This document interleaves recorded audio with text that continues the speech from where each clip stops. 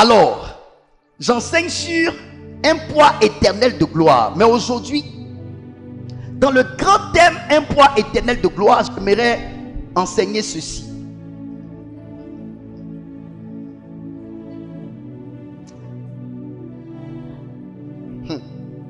Le thème c'est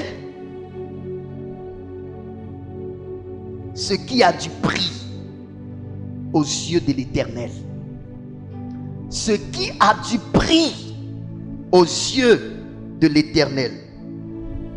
Ne rate pas ce message. Ce qui a du prix aux yeux de l'Éternel. On se tient ensemble debout pour la première lecture. On va prendre un texte du dimanche dernier, Philippiens chapitre 2, versets 5 à 11. D'abord, et 2 Corinthiens 4, 17, texte de base. Allons-y vite, ma fille. Ayez en vous les sentiments qui étaient en Christ, lequel, existant en forme de Dieu, n'a point regardé comme une proie à arracher d'être égal avec Dieu. Mais s'est dépouillé lui-même en prenant une forme de serviteur, en devenant semblable aux hommes, et ayant paru comme un simple homme, et ayant paru comme un simple homme, il s'est humilié lui-même, se rendant obéissant jusqu'à la mort. Attends, ça veut dire que le fait que Jésus parte jusqu'à mourir était le témoignage de son obéissance à Dieu. Il s'est rendu obéissant jusqu'à la mort. Vas-y. Même jusqu'à la mort de la croix. Même jusqu'à la mort de la croix.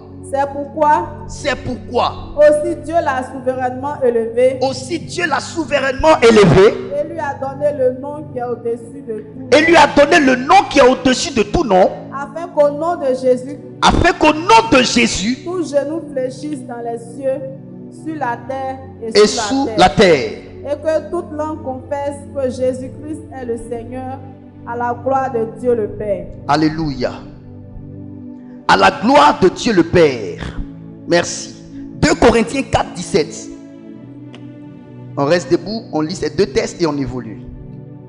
Car nos légères afflictions du moment présent produisent pour nous, au-delà de toute mesure, un poids éternel de gloire. Alléluia. Asseyez-vous dans la présence du Seigneur. On va décoller tout à l'heure. 2 Corinthiens 4, verset 7 dit ceci: nous portons ces trésors dans des vases de terre, afin que cette grande puissance soit attribuée à Dieu et non pas à nous. Nous sommes pressés de toute manière, mais non réduits à l'extrémité, dans la détresse, mais non dans le désespoir, persécutés, mais non abandonnés. Je veux que quelqu'un me suive dans cette lecture. C'est l'apôtre Paul qui parle. Suivez très bien cette portion des Écritures. Ça va aider beaucoup de personnes. Parce que je pense que les gens traduisent mal la bénédiction de Dieu. Ou les gens ne donnent pas l'étendue de la définition de la bénédiction.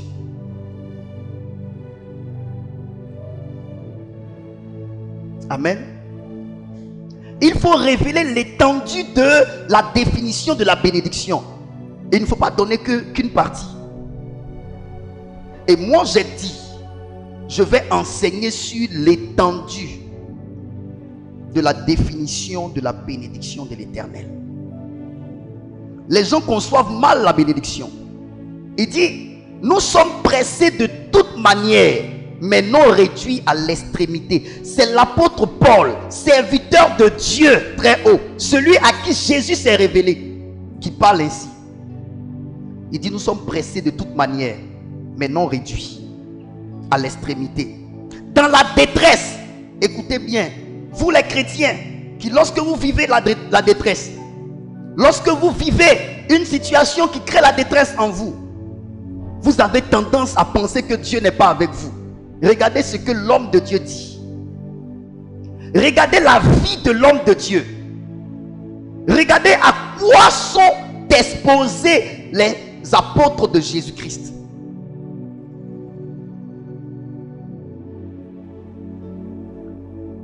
Dans la détresse, mais non dans le désespoir. Persécutés, mais non abandonnés. Abattus, mais non perdus. Portant toujours avec nous dans notre corps la mort de Jésus, afin que la vie de Jésus soit aussi manifestée dans notre corps. Donc, il dit, portant dans notre corps la mort de Jésus, afin que la vie de Jésus soit manifestée dans notre corps. Apôtre de Jésus-Christ. Apôtre de Jésus-Christ. Ouvrez vos oreilles et ouvrez vos yeux, écoutez-moi, regardez-moi et on va se parler aujourd'hui. Parce qu'il faut que l'Église écoute un autre type de message aujourd'hui. Il faut que l'Église soit informée sur un autre type d'évangile. Il faut que les hommes de Dieu apprennent à révéler les réalités sacrées dans la marche avec Dieu aux chrétiens.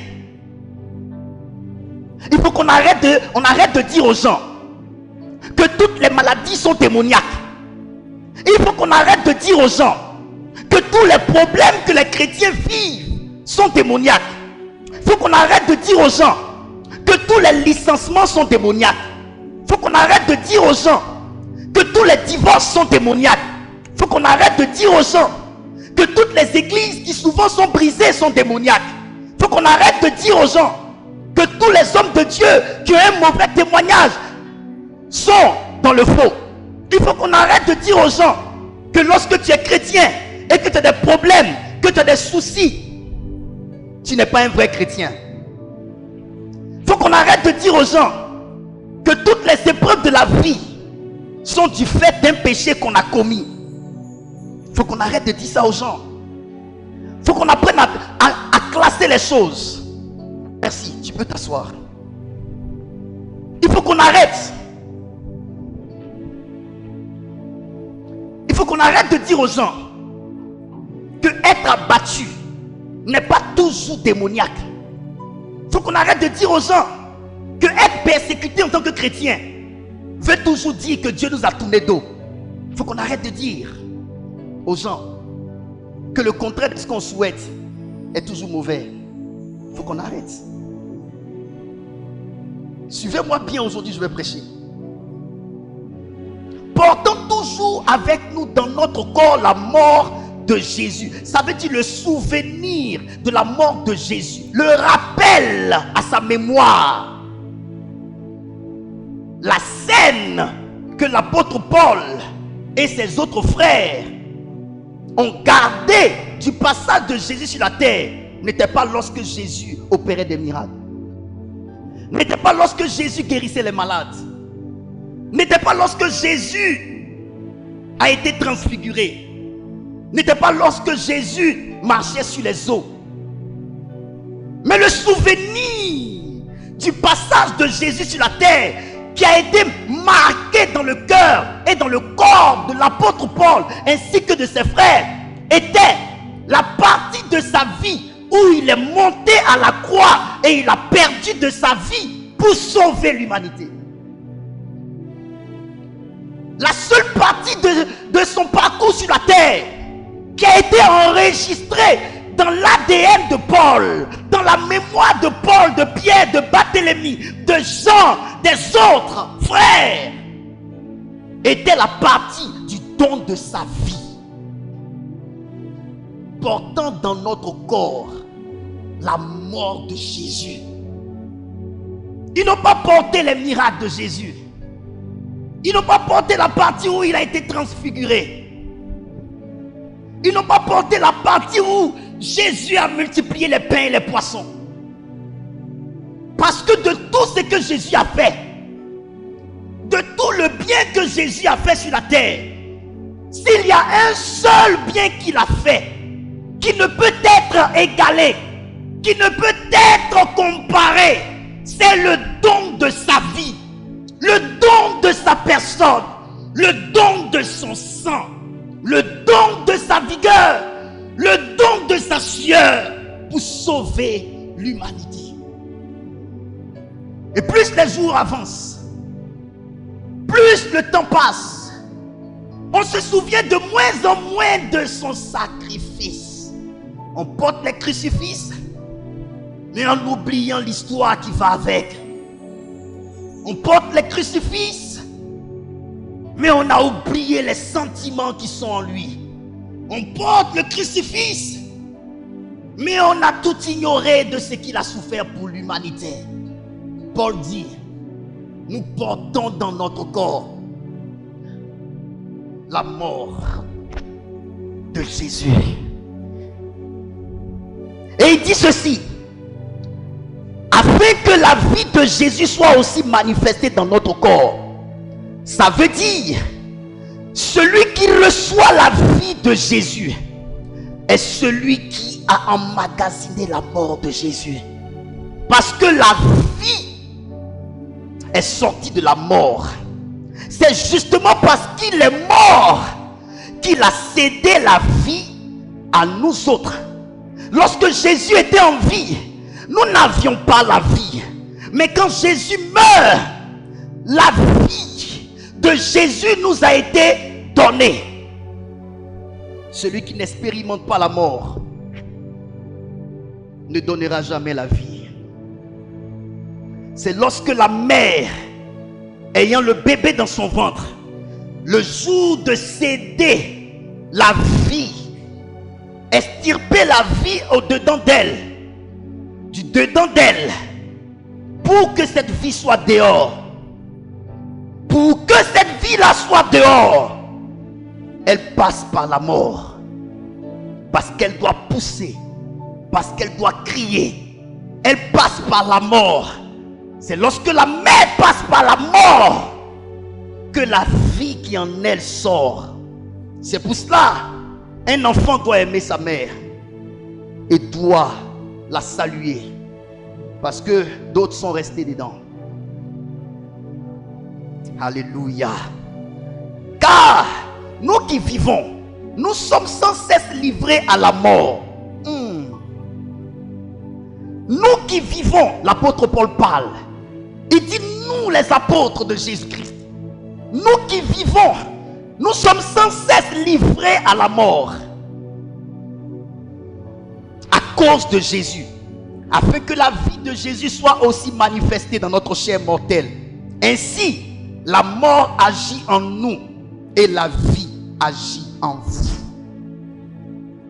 Nous ne pouvons pas céder la vie si nous ne mourrons pas. J'aimerais vous dire, le thème c'est quoi? Ce qui a du prix aux yeux de l'Éternel, du Dieu vivant. Dans le livre de Matthieu chapitre 22 verset 36 au verset 40, les pharisiens ont posé une question emblématique à notre Seigneur Jésus. Ils ont demandé à Jésus au sujet du plus grand commandement au ciel.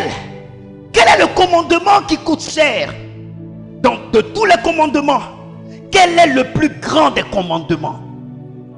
Écoutez-moi bien aujourd'hui, car c'est un message dans le sang que je vais prêcher ce matin.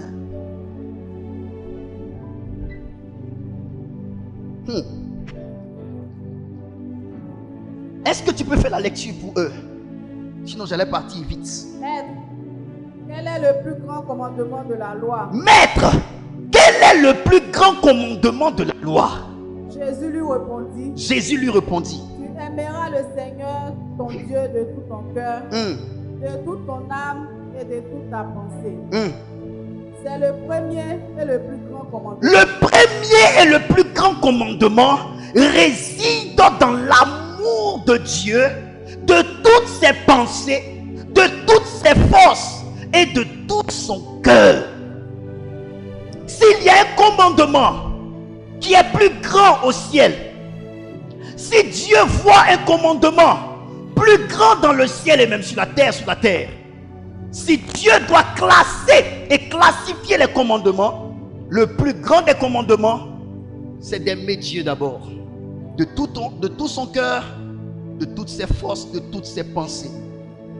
Et Jésus ne s'arrête pas là. Il dit, il y a un deuxième qui lui est semblable. Vas-y. Et voici le second qui lui est semblable. Et voici le second qui lui est semblable. Tu aimeras ton prochain comme toi-même. Tu aimeras ton prochain comme toi-même. Alléluia. Qu'est-ce que je suis en train de vouloir dire? Le thème, c'est ce qui a du prix aux yeux de Dieu. Un homme devrait regarder dans une famille et choisir dans cette famille-là un roi. Cet homme n'était pas n'importe qui. C'était un prophète. Cet homme était un prophète. Ce prophète est un enfant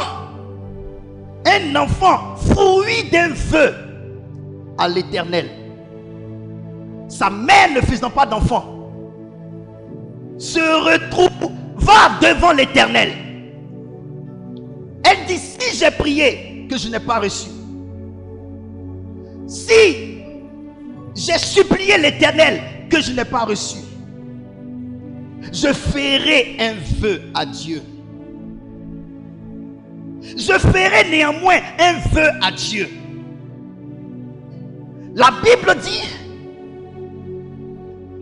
ne vous inquiétez de rien, mais en toutes choses, faites connaître vos besoins à Dieu par des prières, des supplications, avec des actions de grâce. Cette femme avait fait des prières. Son mari Elkana avait donné sacrifice à l'Éternel. Et pas une seule fois. Ce sont des actions de grâce. Elle avait supplié l'Éternel, mais l'Éternel n'avait pas encore répondu.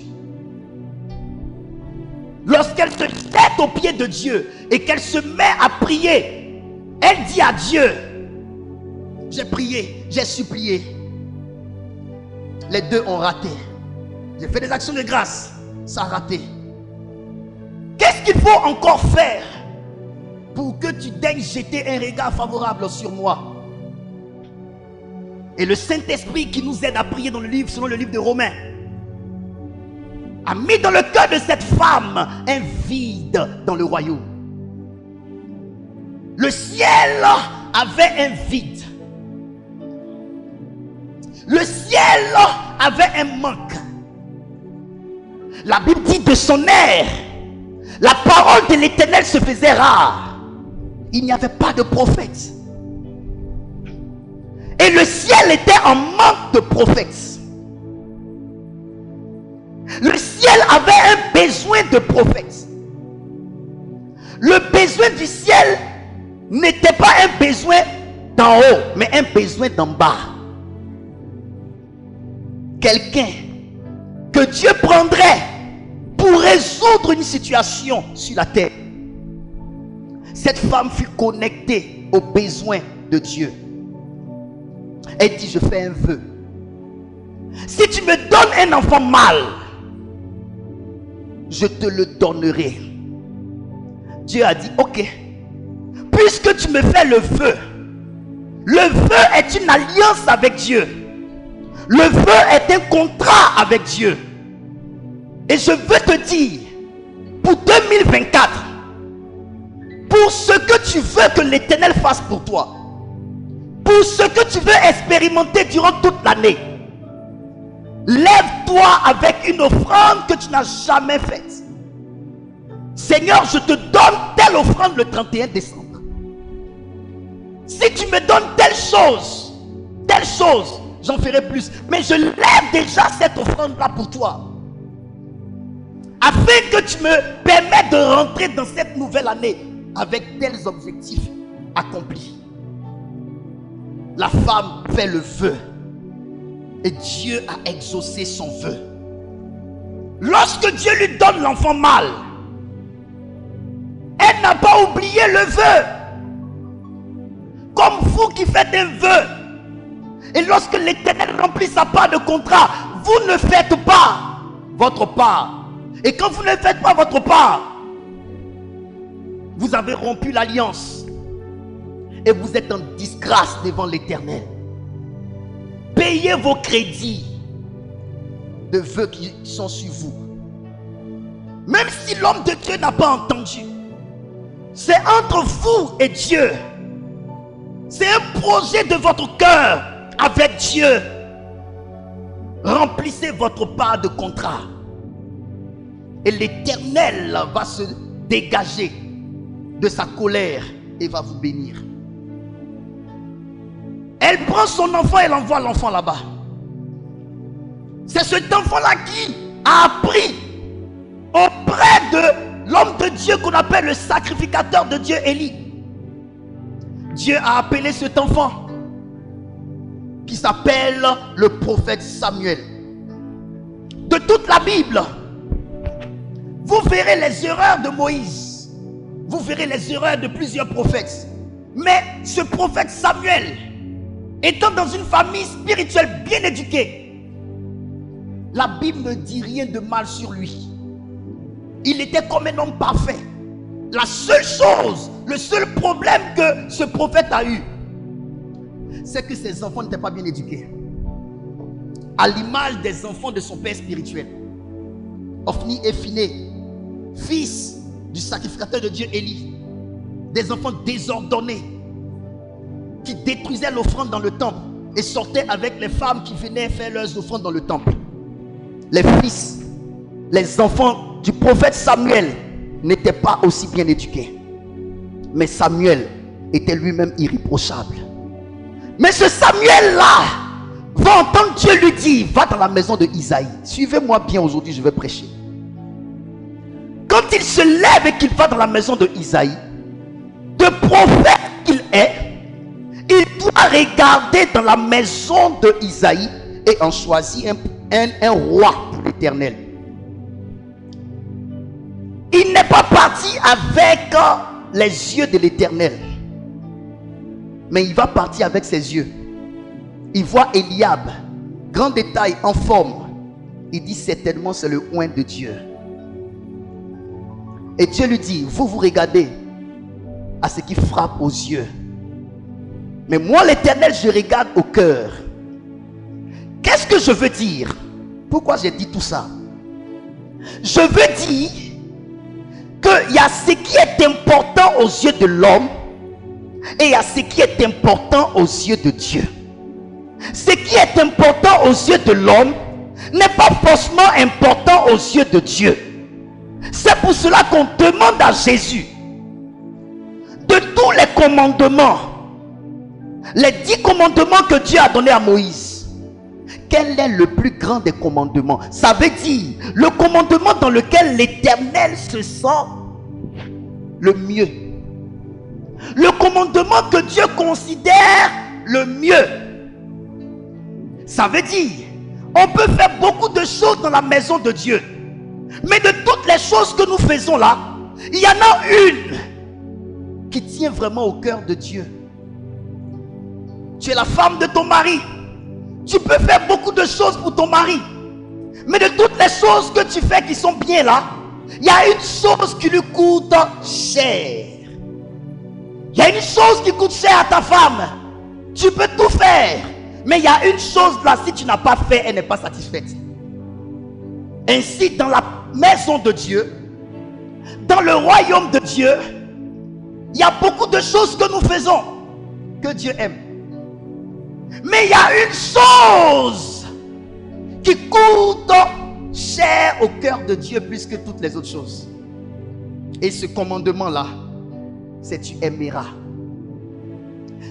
Les deux vérités que Jésus a eu à dire, cette information que Jésus donne, il dit ce qui coûte cher au cœur de Dieu, c'est l'amour de Dieu.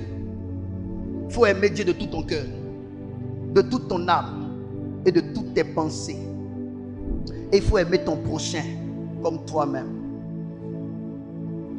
Tu peux avoir, comme l'apôtre Paul le dit, une foi qui déplace les montagnes. Tu peux avoir une foi qui fait descendre le feu. Mais la Bible dit, dans toutes ces choses, si tu n'as pas l'amour, tout ceci est vain. Ça veut dire, la foi, Dieu aime la foi. Parce que la Bible dit, le juste vivra par la foi. La foi vient de ce qu'on entend. Et ce qu'on entend vient de la parole de Christ. C'est Dieu qui veut qu'on ait la foi. Il te sera fait selon la foi. Mais le Seigneur dit, même quand tu auras la foi qu'il aime, même quand ta foi déplacera les montagnes, c'est bien. Même quand ta foi va faire cracher le feu, c'est bien. Même quand tu feras tous les miracles possibles, tout ceci est bien. Mais dans tout ça, si tu n'as pas l'amour, tout ça est vain. Si tu n'as pas l'amour, tout ceci est vain. Qu'est-ce que je suis en train de dire? Ne faites pas ce qui est moins important pour laisser ce qui est très important. Dans la maison de Dieu, beaucoup de personnes s'accentuent sur les choses bonnes qui sont en Dieu, mais qui ne coûtent pas vraiment très cher au cœur de Dieu. Tu donnes ton offrande, Dieu aime les offrandes. Mais ce qui fait que Dieu va être très content, c'est l'amour que tu as pour Dieu qui motive l'offrande que tu fais. Mais c'est cet amour-là qui n'est pas là. L'offrande, tu l'as fait, mais l'amour de Dieu n'est pas dans ton cœur. L'amour du prochain n'est pas dans ton cœur. Et tu vas beau faire tout ce que tu fais. Les hommes de Dieu vont beau t'acclamer. Ta femme va beau se plaire dans l'acte que tu as posé. Ton mari va beau se plaire dans le geste que tu as fait dans la maison de Dieu.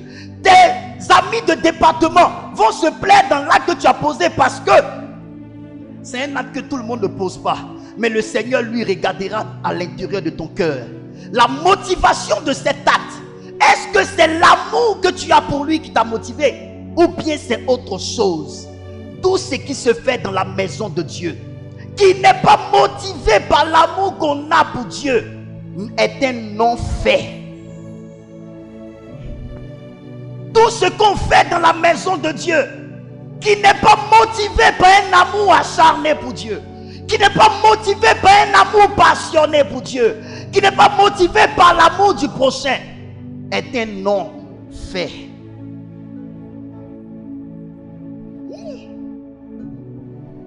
Est-ce que je parle bien? Je ne veux pas rater ce message. Comment l'amour de Dieu s'est-il traduit? À partir de la réponse de Jésus, nous savons que le plus grand commandement, c'est deux choses, ayant un même dénominateur. L'amour de Dieu de tout son cœur, de toutes ses forces, de toutes ses pensées, et l'amour du prochain. Et l'amour du prochain. Ça veut dire aimer Dieu de tout son cœur et aimer ton semblable, ton prochain. C'est ce qui coûte cher aux yeux de Dieu. Je peux avancer?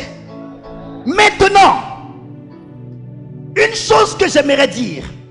Comment l'amour de Dieu s'est-il traduit dans notre monde ici? Jean 3,16. Car Dieu a tant aimé le monde qu'il a donné son Fils unique, afin que quiconque croit en lui ne périsse point, mais qu'il ait la vie éternelle. Comment Dieu a-t-il traduit son amour? Écoutez-moi très bien. Si c'est l'amour qui coûte cher aux yeux de Dieu, l'amour de Dieu est l'amour du prochain de tout son cœur, qui coûte cher aux yeux de Dieu, pourquoi Dieu ne serait-il pas le premier à le manifester? Il n'y a rien que Dieu vous exige que Dieu n'a pas été le premier à faire. Il n'y a rien que Dieu exige à l'homme que Dieu n'est pas l'initiateur. Il n'y a rien que Dieu exige de l'homme que Dieu lui-même n'a pas déjà fait. L'amour. Allons-y doucement. L'amour. Tu aimeras ton Dieu. Dieu passe avant tout. Dieu d'abord. Dieu avant tout. C'est d'abord Dieu. Le plus grand commandement, c'est tu aimeras ton Dieu de tout ton cœur, de toutes tes forces et de toutes tes pensées. Et ensuite, tu aimeras ton prochain comme toi-même. Mais ça, c'est l'ancienne alliance. Quand Jésus doit mourir, il dit, aimez-vous les uns les autres comme je vous ai aimé. C'est en cela que consiste l'amour de Jésus. Aimez-vous les uns les autres comme je vous ai aimé. La question à se poser, comment Jésus nous a-t-il aimés? Et on va chercher à comprendre. Dieu a tant aimé le monde qu'il a donné son Fils unique. Écoutez-moi bien. Dieu a tant aimé le monde. Écoutez, l'amour de Dieu est ce qui a fait descendre Dieu dans le jardin d'Éden.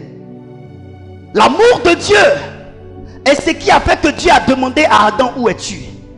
L'amour de Dieu est ce qui a guidé Dieu à entrer dans le jardin et constater l'état dans lequel l'homme est.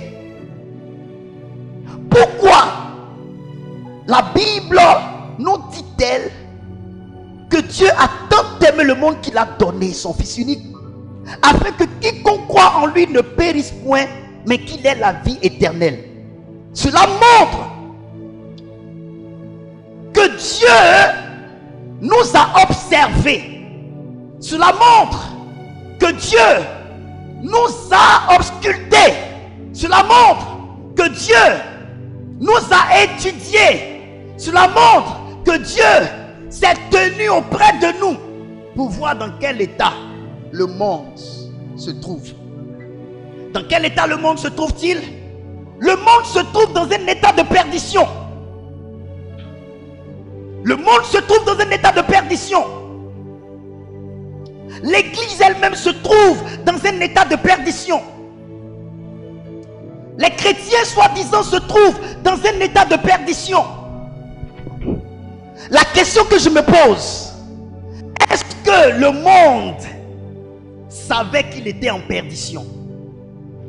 Est-ce que l'église elle-même se sent concernée par ce constat amer que Dieu a fait? Est-ce que les hommes que nous voulons sauver, eux-mêmes sont conscients qu'ils sont perdus? S'ils étaient conscients qu'ils étaient perdus, ils n'auraient pas rejeté l'évangile. Ils n'auraient pas rejeté le message du salut. Donc, le monde lui-même ne se soucie pas de son état. Le monde lui-même ne sait pas dans quelles conditions il est. Le monde lui-même ne connaît pas son état actuel. Le monde pense que c'est l'église qui est derrière, que c'est l'église qui est perdue avec les histoires de Jésus. Des gens qui sont perdus pensent que c'est vous qui êtes perdus avec cette histoire de Jésus. Dans quel état le monde se trouve-t-il? Et j'aimerais vous dire, il faut avoir de l'amour. Il faut avoir de l'amour pour le monde, pour identifier réellement dans quel état le monde se trouve. Parce que la Bible dit, heureux ceux qui ont un cœur pur, car ils verront Dieu. La pureté de cœur signifie que le cœur est bon, que le cœur est amour.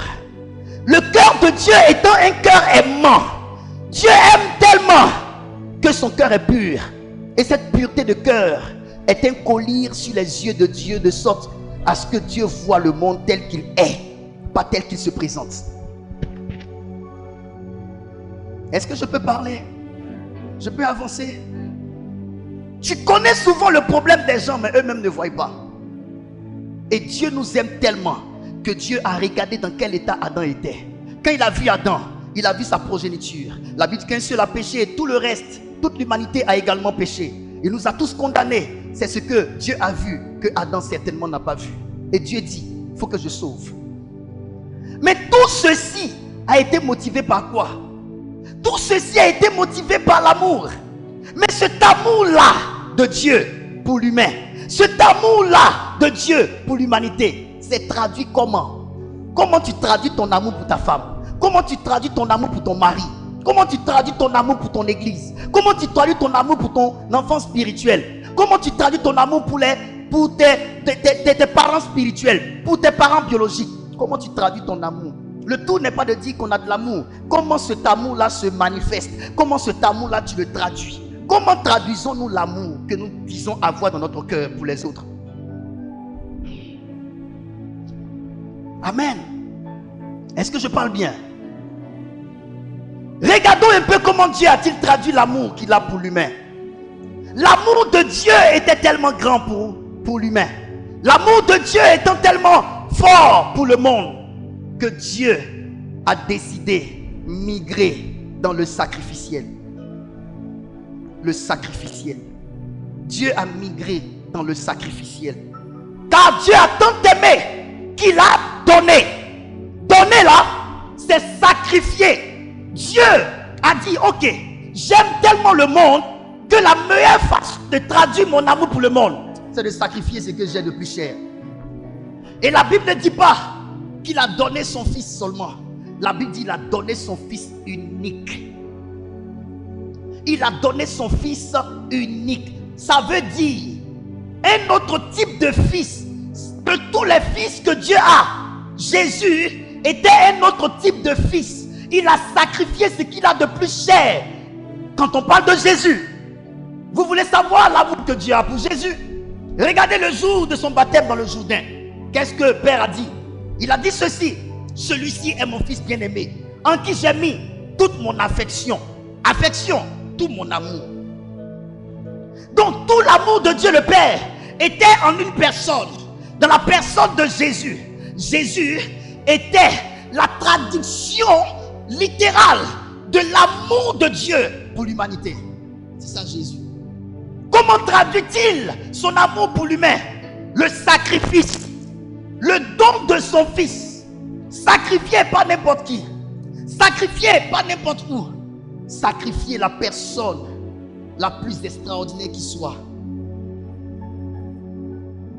Jésus. Ah, alléluia. Le Seigneur m'a dit hier, est-ce que tu sais pourquoi?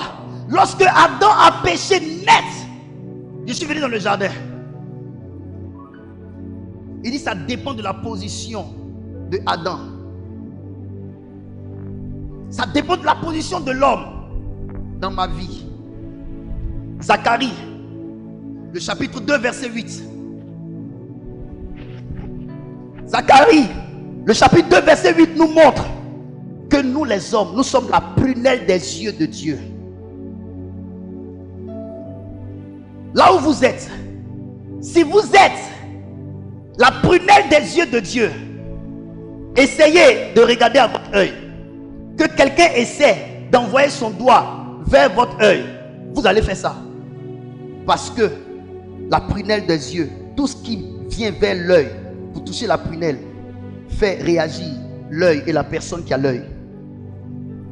Et donc, qu'est-ce qui va se passer? À partir du moment où nous sommes la prunelle des yeux de Dieu, Dieu ne pouvait pas. Pourquoi la Bible dit que l'Éternel ne sommeille ni ne dort? Parce que l'homme est la prunelle de ses yeux.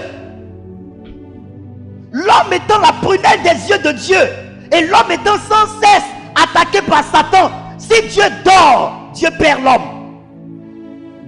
L'homme est la prunelle de ses yeux. Et donc Dieu garde les yeux ouverts pour protéger l'homme. Mais l'homme ne s'en rend pas compte. Est-ce que je peux avancer? On peut avancer? C'est le sacrificiel qui a du prix aux yeux de Dieu. C'est le sacrificiel qui est la réelle définition de l'amour. C'est le sacrificiel qui est la réelle définition de l'amour. À part le sacrificiel, rien d'autre ne définit l'amour. S'il y a un mot qui définit l'amour, il n'y en a pas deux, il n'y a qu'un seul. Ce mot-là s'appelle le sacrifice.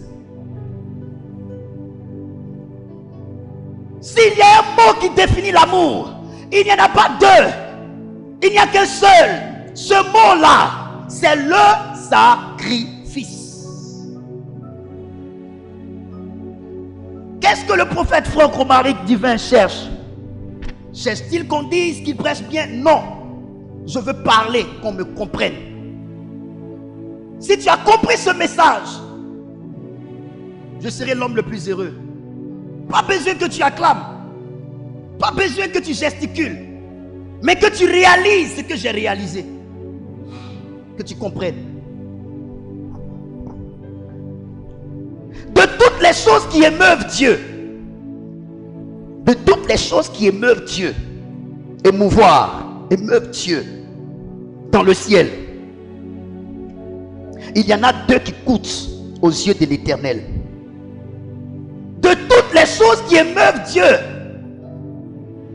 dans le ciel, il y en a 2 qui ont du prix à ses yeux. 1, le sacrifice volontaire pour Dieu. 2, le sacrifice volontaire pour le prochain.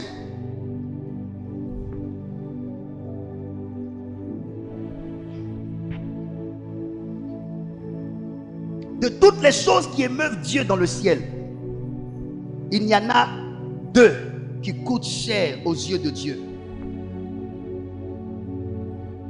Le sacrifice volontaire pour Dieu, le sacrifice volontaire pour le prochain.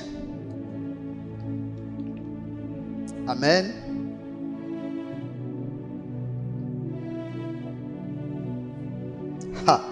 Dieu est le premier à avoir inauguré le sacrificiel comme preuve de son amour. Dieu est le premier à avoir inauguré le sacrificiel comme preuve de son amour. Car Dieu a tant aimé le monde qu'il a donné son Fils unique. Il est le premier à avoir inauguré le sacrificiel comme preuve de son amour. Amen. Est-ce qu'on peut avancer? Jean chapitre 10, verset 11 à 18. Vous allez comprendre beaucoup de choses aujourd'hui. Je lis la parole du Seigneur. Je suis le bon berger. Je suis le bon berger. Le bon berger donne sa vie pour ses brebis. Attends. Le bon berger donne sa vie pour ses brebis. Donc, vous n'avez pas le droit de dire que vous êtes des bons bergers si vous ne pouvez pas donner votre vie pour vos brebis. Aucun homme de Dieu n'a le droit de se dire bon pasteur pour ses fidèles s'il n'est pas capable de donner sa vie pour ses fidèles. Suivez-moi bien ici, que je vous prêche la parole vraie. Jésus dit je suis le bon berger. Quand Jésus dit je suis le bon berger, il est en train de mettre une ligne de démarcation entre lui et les autres bergers. Il est en train de dire il y a beaucoup de bergers, mais moi, de tous les bergers, je suis le bon. Et pourquoi il dit qu'il est bon? Il dit qu'il est le bon berger parce que le bon berger donne sa vie pour ses brebis. Comme pour dire, tous ceux qui ont dit qu'ils sont les bons bergers, mais qui n'ont pas pu sacrifier leur vie pour vous, vous mentent. Parce que le bon berger a sa définition dans sa capacité de se donner lui-même pour la vie des autres. Jésus est le bon berger. Le bon berger donne sa vie pour les autres. Et donner sa vie pour les autres, c'est se sacrifier pour les autres. Se sacrifier pour les autres révèle qu'on a de l'amour pour les autres.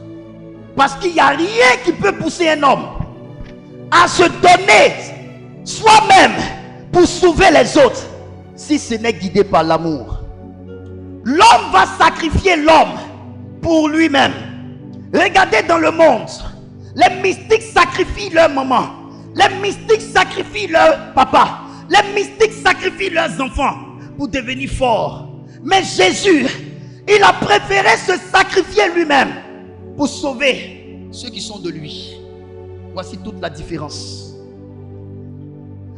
Lorsque Bouddha te dit de l'adorer, pose la question à Bouddha: quel sacrifice as-tu fait pour ceux que tu demandes de te suivre? Mais regardez la différence avec Jésus. Regardez la différence avec Yeshua.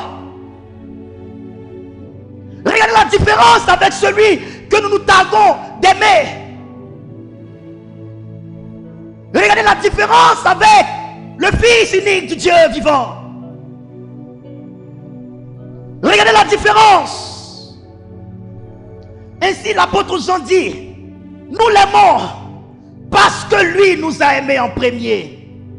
Ça veut dire Notre amour est tributaire du constat de son amour pour nous. Il fait tout en premier pour l'humanité. Quand il demandera à quelqu'un de l'aimer, c'est parce qu'en premier il a aimé la personne. Et c'est à toi de découvrir son amour. Je ne suis pas encore arrivé loin. Je m'en vais vers mon thème. Je suis le bon berger. Ça veut dire, ne peut se targuer d'être bon berger que celui qui a la capacité de constater l'état dans lequel les brebis sont et de trouver que la seule solution qui soit, c'est de se donner soi-même pour ses brebis. Oui. Aujourd'hui, le bon berger a établi des bergers à la tête de chaque église. La question que je pose, quels sont les sacrifices que ton pasteur fait pour toi? Quels sont les sacrifices que ton pasteur, le berger établi sur l'église, fait pour ses brebis? Je ne vais pas répéter tout ce que je fais. Je l'ai déjà dit dimanche passé. Mais je te dis, quelles sont les preuves que tu as que le pasteur fait des sacrifices pour l'église? Il y a des pasteurs qui vivent sur le dos de leurs fidèles. Il y a des pasteurs, même leur sac de riz, c'est leurs fidèles qui leur offrent cela. Leurs chaussures, toute leur vie pèse. Leur mariage pèse. Leur voiture pèse. Toute leur vie pèse sur le dos des fidèles qui n'ont même rien. Quels sont les sacrifices que ton pasteur fait pour t'alléger la tâche? Quels sont les sacrifices? Je suis le bon berger. Le bon berger donne sa vie pour ses brebis. Ah, je suis bon. Je suis bon. Je suis bon. Tais-toi.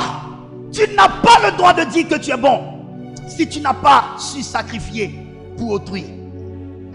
Tu n'as pas le droit de dire que tu es bon pour quelqu'un si tu ne t'es pas sacrifié pour la personne. Tu n'as pas le droit de dire que tu es bon pour la vie d'une personne si tu n'as pas fait des sacrifices pour la personne. Tais-toi. Continue la lecture, mon enfant. Mais le mercenaire, qui n'est pas le berger et à qui n'appartiennent pas les brebis, voit venir le loup, abandonne les brebis et prend la fuite. Le mercenaire, qui n'est pas le propriétaire des brebis, mais qui se donne l'impression d'être un berger bon, il voit le loup venir attaquer les brebis. Et puis il abandonne les brebis. Et le loup les attaque. Il n'est pas prêt à se sacrifier pour ses brebis. Regardez David. Pourquoi Dieu a-t-il pris David? David était jeune. À l'âge de 17 ans, il a été oint. Un jeune garçon. Il avait 17 ans lorsque le prophète Samuel est allé le oindre. Regardez. Il s'occupe du peu de troupeau de son père. Et quand le lion et le loup s'attaquent aux brebis, il court. Il attrape le lion. Il se bat avec le lion. Il enlève la brebis de la gueule du lion. Et quand le lion se tourne contre lui, il tue le lion. C'est ça le bon berger. Il met sa vie en péril pour sauver ses brebis. Est-ce que tu es un bon berger?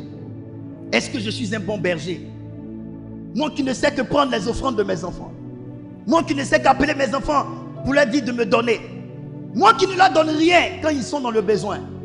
Moi qui ne les assiste pas quand ils ont besoin de moi. Moi qui ne décroche pas mon téléphone quand ils souffrent. Moi qui ne suis pas présent quand ils ont besoin de moi. Moi qui ne viens pas pour faire leur délivrance quand ils crient à l'aide. Puis-je dire que je suis un bon berger? Tu peux être un berger, mais être bon berger, c'est autre chose. Ce qui te qualifie à être bon, ce n'est pas le fait de le dire. C'est le sacrifice que tu fais pour ces brebis. Continue. Le mercenaire s'enfuit parce qu'il est mercenaire. Et il ne se met point en peine des brebis. Il ne se met point en peine pour ses brebis. Merci, arrête-toi là.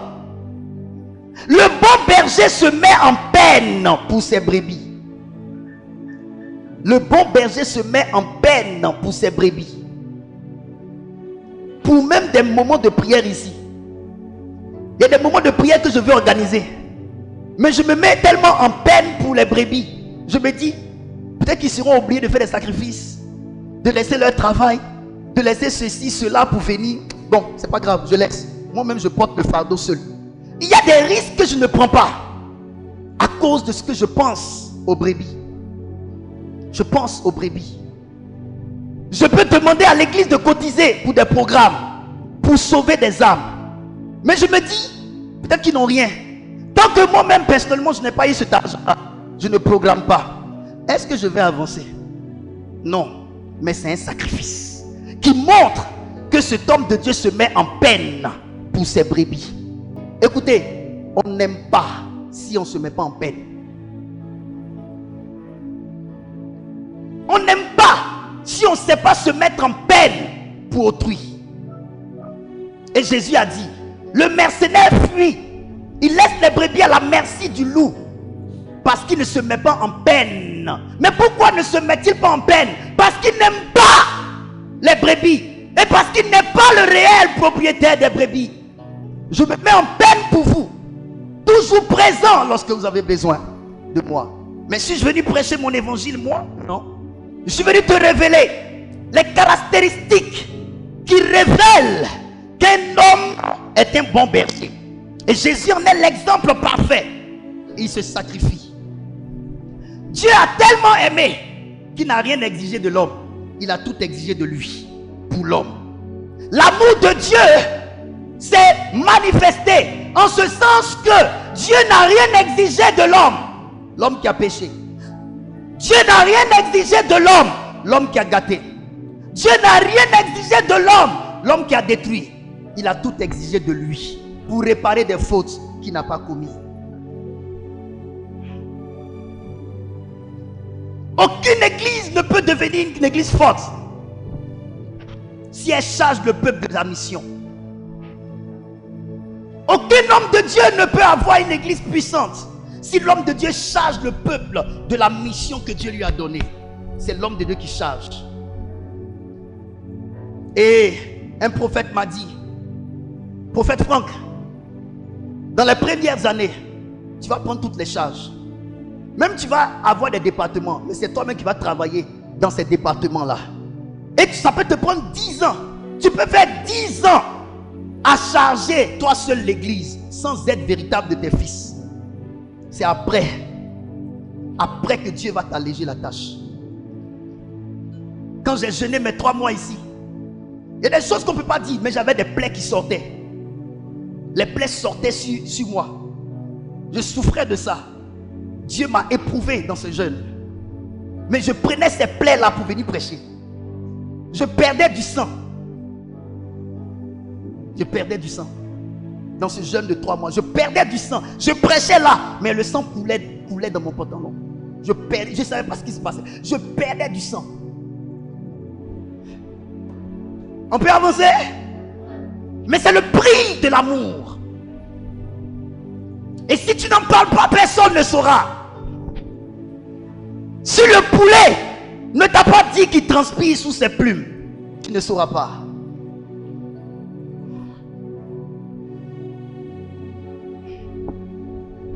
Heureusement que le Seigneur m'a guéri. Ça veut dire que je n'ai que Jésus. On peut avancer. Jean chapitre 15, verset 12 à 13. Ne rate pas ce message. Je lis la parole du Seigneur. C'est ici mon commandement. Aimez-vous les uns les autres comme je vous ai aimé. Il n'y a pas de plus grand amour que de donner sa vie pour ses amis. Jésus est en train d'exhorter ses disciples. Et l'exhortation qu'il leur donne, c'est dans ce mot, amour. Il dit, aimez-vous les uns les autres comme je vous ai aimé. Pourquoi l'amour ressort-il de la bouche de Jésus? Il exhorte ses disciples sur la base de l'amour. Aimez-vous les uns les autres comme je vous ai aimé. Ça veut dire, ce que vous devez retenir de moi durant mes sermons, mes messages que je prêche, ce que vous devez retenir de moi lors des miracles que j'opère, ce que vous devez retenir de moi des délivrances que je fais, c'est l'amour. C'est l'amour. Aimez-vous les uns les autres comme moi, je vous ai aimé. Ça veut dire, ce que vous devez retenir de tout ce que je fais, je mange avec vous, je marche avec vous, je prie pour vous, je jeûne 40 jours, je monte avec vous sur le mont de la transfiguration. Tout ce que vous devez retenir, c'est l'amour. C'est l'amour. C'est ainsi que la Bible dit. Dieu a opéré des miracles au milieu du peuple d'Israël. Mais il a révélé ses voies à Aaron et à Moïse. Ça veut dire, tous les miracles que j'ai faits là, c'est pour laisser entrevoir à ce peuple combien je l'aime. Mais comme ils n'ont pas d'oreille pour comprendre l'interprétation, la raison de ces miracles, à vous qui avez des oreilles, je vais vous parler. Dites à ce peuple que je l'aime.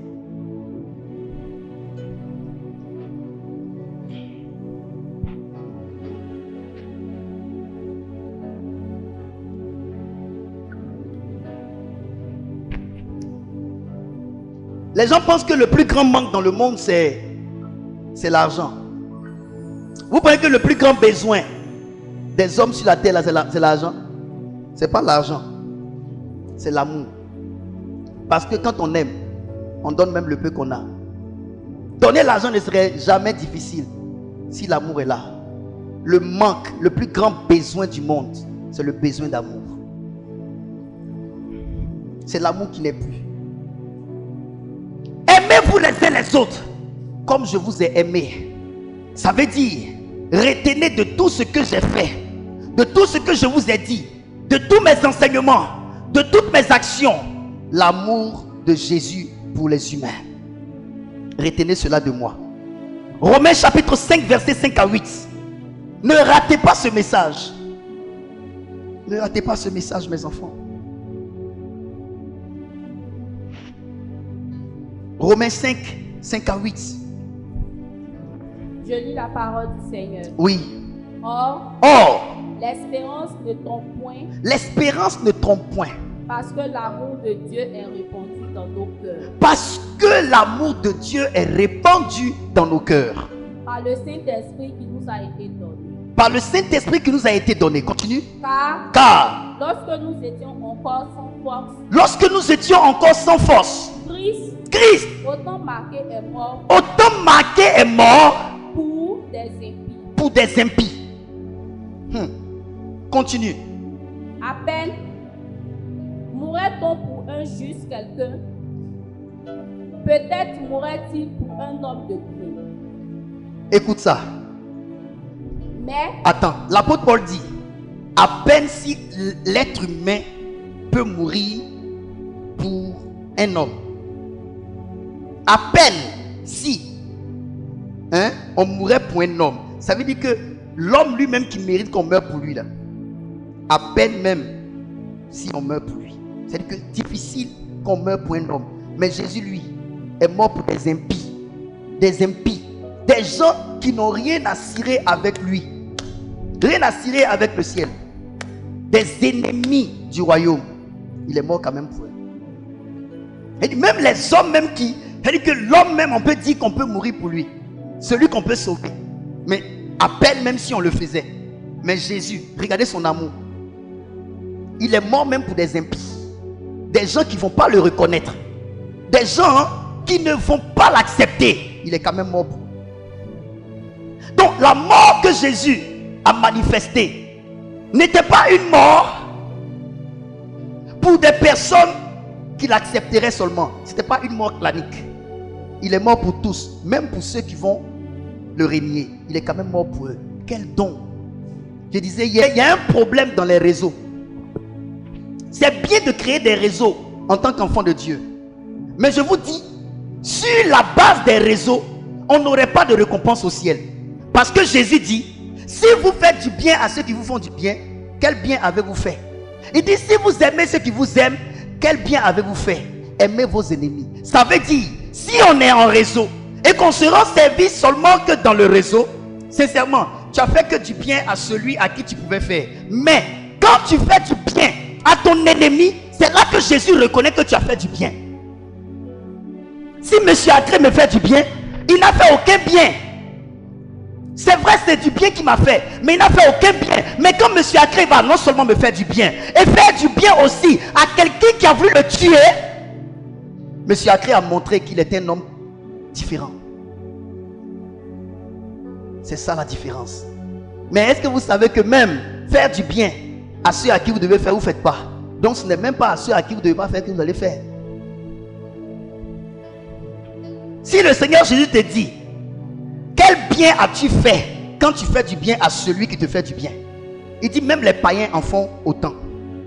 Quand tu feras à tes ennemis, voilà, là tu as fait quelque chose. Donc ce que Dieu retient comme bien que tu as fait au ciel n'est pas que ce que tu fais à ceux qui t'en font pareillement, mais à ceux qui t'ont fait du mal. Faites du bien seulement qu'à vos femmes, à vos maris. N'en faites pas à des gens qui vous ont fait du mal. Vous n'aurez pas de récompense, parce que le bien que Dieu retiendra, c'est le bien que tu feras à ceux qui ne méritent pas que tu leur fasses du bien. C'est ça qui montre que tu es différent. Maintenant, si Dieu te dit de faire du bien même à tes ennemis, ce n'est pas à tes amis que tu vas faire du mal. Le Seigneur veut qu'on se classe au-dessus des païens. Parce qu'il dit, les païens en font autant.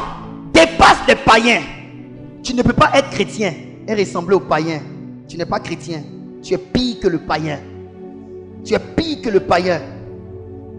Quelle est la différence? Quelle est la différence entre toi et le païen? Alléluia. Éphésiens chapitre 3, versets 13 à 19. Je lis la parole du Seigneur. Aussi, je vous demande de ne pas perdre courage. Je vous demande de ne pas perdre courage. À cause de mes tribulations. À cause de mes tribulations pour vous. L'apôtre Paul, il parle aux chrétiens de l'église d'Éphèse. Il dit, moi Paul, je vous exhorte de ne pas perdre courage à cause de mes tribulations pour vous. Voilà le bon berger. Paul vit des tribulations. Pour qui? Pour ses enfants spirituels. Il souffre pour ses enfants spirituels. Je vous ai dit, les deux choses qui ont un prix aux yeux de Dieu au ciel, c'est la souffrance volontaire, le sacrifice volontaire pour Dieu et pour l'humain. De toutes les merveilles que les anges et Dieu constatent sur la terre, s'il y a des merveilles qui touchent le cœur de Dieu à un haut prix, c'est le sacrifice volontaire qu'un homme décide de faire pour son Dieu, qu'un homme décide de faire pour son prochain. Quand les gens viennent à l'église, on vient m'expliquer des problèmes, on doit enlever l'argent. Je m'assois souvent, j'ai dit, quand ils sortent de mon bureau et que je cherche cet argent, je leur donne, ils sont contents, ils rendent témoignage. Mais ils ne se sont jamais souciés de moi. Ils ne se disent même pas que on a pris 100 000, 200 000 à ce monsieur, peut-être qu'il n'en a plus. Ne vous fiez pas à nos costumes que nous portons. On les porte parce qu'on les a déjà cousus. Souvent on n'a plus rien en poche. Et quand tu demandes à quelqu'un, la personne enlève, te donne. Comment tu te comportes après que la personne t'ait donné cet argent? Comment tu te comportes? On se sacrifie. On se sacrifie. On se sacrifie. Il dit, je vis des tribulations pour vous. Je suis votre autorité spirituelle, mais je vis des tribulations pour vous. C'est pour vous que je souffre. Une souffrance volontaire pour son peuple. Une souffrance volontaire pour ses enfants. Ah ouais. Ah ouais. Continue mon enfant. On va creuser la parole de Dieu. À cause de cela, je fléchis les genoux devant le Père, duquel tire son nom toute famille dans les cieux et sur la terre. Non seulement je vis des tribulations pour vous, et c'est encore moi qui vis les tribulations, moi qui suis dans la prison, moi qui suis dans les chaînes, c'est encore moi qui prie pour vous. Servez Dieu. Qui a vu dans le service de Dieu une gloire comme la gloire des stars? Qui pense s'engager dans cette histoire d'œuvre de Dieu? Parce que y a des histoires de monter dans voiture, protocole ici, protocole à droite. Vous ne connaissez pas l'œuvre de Dieu. L'œuvre de Dieu, c'est la mort en soi pour la vie du peuple. Quand Dieu te demande de jeûner 8 mois parce que tu transportes des destinées, 6 mois parce que tu transportes des destinées, 3 mois parce que tu transportes des destinées, tu vis une vie d'esclave, tu vis une vie de quelqu'un qui a cessé d'être un humain pour le bonheur des autres. Est-ce que vous savez les efforts que les hommes de Dieu font pour prêcher l'évangile, que souvent ils vous prêchent et puis vous jugez qu'ils durent, vous jugez qu'ils sont ceci, ils sont cela. Pour avoir le message de Dieu, à deux fois on n'entend rien. On tape toute la nuit de prière pour que Dieu nous inspire, afin de trouver l'aliment pour nourrir des âmes. Pendant que nous sommes sur la terre, vous ne considérerez jamais la parole de Dieu que nous vous prêchons. Mais lorsque nous allons mourir, c'est là que l'homme riche, qui n'avait pas d'égard pour Dieu, va se rendre compte qu'il faut se soucier de l'éternité de ses frères. Aujourd'hui, ça ne te dit rien. Aujourd'hui, ça ne te dit rien. Ça ne représente presque rien pour toi. Et si c'est à cause des offrandes que nous faisons, que vous pensez que c'est le salaire de l'homme de Dieu, et que c'est son business, et que vous pensez que c'est ça qui fait la gloire de l'homme de Dieu, je suis désolé. Les hommes de Dieu qui prennent l'offrande pour vivre, c'est pas moi. C'est pas moi. C'est pas moi. Paul, je prie pour vous. Je prie Dieu le Père de quitter toutes les familles. Continue, mon enfant. Afin qu'il vous donne, selon la richesse de sa gloire, d'être puissamment fortifié par son esprit dans l'homme intérieur. Amen. Attends. Quelqu'un lui-même qui est dans les chaînes, il oublie ses soucis, il oublie ses tribulations. Et juste parce que certains de ses enfants sont découragés, il prie Dieu le Père pour que l'Éternel les fortifie puissamment. Être un serviteur de Dieu, c'est vivre dans l'oubli de sa personne et dans le souvenir des humains qu'on dirige. Il oublie ses tribulations, il oublie ses chaînes, il se met à prier pour que Dieu fortifie ceux qui ne sont pas dans des chaînes. C'est ça la vie de sacrifice. S'oublier soi-même pour autrui, s'oublier soi-même pour les autres. Mais est-ce que l'Église comprend la charge des hommes de Dieu? Est-ce que l'Église comprend la charge des hommes de Dieu? On les charge toujours. Quand ils ont des problèmes, on les attaque. On les attaque. On s'assoit quand on ne les comprend pas. On les fustige. On les détruit. On les salit. Regardez ce que l'apôtre Paul dit ici. Un homme enchaîné. Un homme qui vit des tribulations, mais qui oublie ses tribulations, qui ne demande même pas à ses enfants spirituels de le porter en prière, mais qui lui-même prie pour eux, parce qu'il sait que c'est sa responsabilité. C'est sa responsabilité. C'est sa responsabilité. L'église est pour nous tous, mais il y a des choses qui concernent l'église. Il y a des gens qui laissent tout entre mes mains. Ils préfèrent prendre leur argent pour faire ce qu'ils veulent. Ils préfèrent prendre leur temps pour faire ce qu'ils veulent. Alors que c'est pour nous tous. Amen.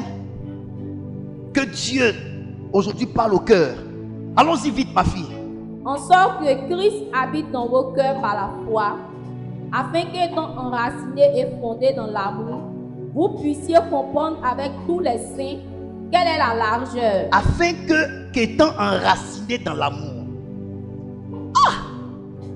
Enraciné dans l'amour, vous puissiez comprendre. C'est étant enraciné dans l'amour. L'amour. Vous puissiez comprendre quoi? Vous puissiez comprendre la dimension, l'immensité de l'amour de Dieu. Et l'apôtre Paul, pour exprimer l'immensité de l'amour de Dieu, il va parler de longueur, largeur. Vas-y. Vous puissiez comprendre avec tous les saints quelle est la largeur. Vous puissiez comprendre avec tous les saints. Ça veut dire que vous ne comprenez pas. Mais je veux prier pour vous. Pour qu'étant enraciné dans l'amour, vous puissiez finalement comprendre avec tous les saints. Ça veut dire que toute l'église, quand on parle de tous les saints, on parle de tous ceux qui ont été rachetés par Christ. C'est eux qu'on appelle les saints. Vous puissiez comprendre avec tous les saints quelle est la largeur, la longueur, la profondeur, et la hauteur, et connaître l'amour de Christ qui surpasse toute connaissance. Merci. Que vous puissiez comprendre la longueur, la largeur, la profondeur, la hauteur de l'amour de Christ. Ça veut dire, il ne sait pas comment qualifier l'amour de Christ. Tu dois comprendre la longueur, la largeur. Paul, il est dans les chaînes. Et il veut que les gens qui sont dehors, qui ne sont pas enchaînés, puissent comprendre l'amour de Dieu pour eux. Pourquoi? Parce que dès qu'ils ont des problèmes, ils pensent que Dieu ne les aime pas. Mais il dit, moi, je vis des tribulations pour vous. Ça veut dire, ce que vous devez vivre, Dieu m'a fait porter. Ce que vous devez vivre, quand Dieu choisit un homme de Dieu pour le mettre à votre tête, la plupart des choses que vous devez vivre, Dieu le charge de ces choses pour qu'il porte ça à votre place. Maintenant, je porte ces tribulations, je porte ces choses-là en moi, je souffre pour vous. Et vous allez vous décourager? Non! Que Dieu fortifie vos esprits, parce que je prie pour vous. Et j'espère que vous comprendrez, étant enraciné dans l'amour, la longueur, la largeur, la profondeur et la hauteur de l'amour de Dieu pour vous. Pourquoi? Parce que l'amour est ce qui a du prix aux yeux de Dieu au ciel. Et cet amour-là se traduit par le sacrificiel.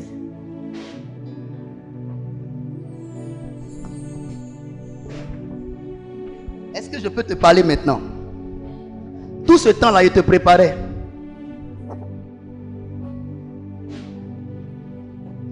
Suivez-moi bien, je vais prêcher. Vous savez, le Jésus que vous avez connu, le Jésus que Pierre a connu, le Jésus que Jean a connu, je vais parler de lui aujourd'hui. Suivez-moi très bien. Tu es là? Tu es là?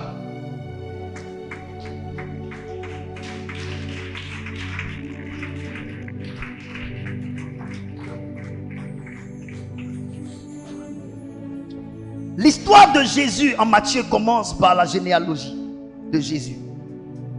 L'histoire de Jésus commence par sa naissance. L'histoire de Jésus commence par le début. Une vierge femme a eu la visitation de l'ange Gabriel. Et après cette visitation-là, elle s'est vue enceinte. Suivez-moi bien. Cet enfant est né plein de grâce. On l'appelle Emmanuel. Il est né tout petit. Il n'a pas été trouvé de place pour lui dans l'hôtellerie pour qu'il accouche.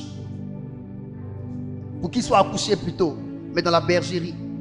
Une phase humiliante de sa vie. Il commence déjà son entrée dans le monde par une naissance humiliante, mais qui traduit tout le mystère de la révélation de Dieu pour Israël et pour le monde entier. Étant le pain de vie, il devrait naître dans une mangeoire pour montrer aux gens de l'époque qu'il est le pain de vie qui nourrit l'humanité.